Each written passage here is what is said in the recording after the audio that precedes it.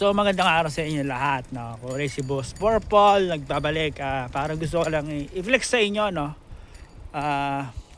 Dahil ako ay nagbakasyon nga, di ba? Nagbakasyon ako sa Pilipinas noon. Nagbakasyon ako ng isang buwan, totally, no? Actually, ano yun 5 weeks. So lagpas ako ng isang buwan. Nagpaalam ako nung April pala, nagpaalam na ako. Tapos nung August, yan yung summer break, no? So pinayagan naman ako ng team leader ko na magbakasyon. Dapat isang buwan lang, pero sinagad ko ng 5 linggo. Ayun. So in total 25 days, no? Ang leave ko. So ayun, from July 28 hanggang August 31. So isipin nyo naman yun, napakahaba nun. So yun na nga nangyari.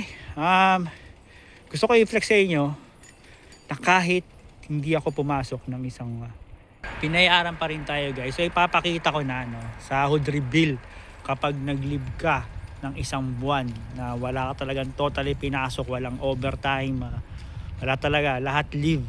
So ito yung magiging itsura ng payslip mo. At ito na yung sinahod ko, no? Maganda-ganda pa din. Saan ka nakakita ng ganyan? Nagbakasyon ka na, binayaran ka pa. Alright, so yun, sana tuwa kayo sa nakita nyo, no? So yun, ayos pa. So mag-leave na rin kayo. So ang ganoon na lang, guys, ingat palagi, healthy, God bless, mabilisan lang to. At please subscribe, follow, and for more.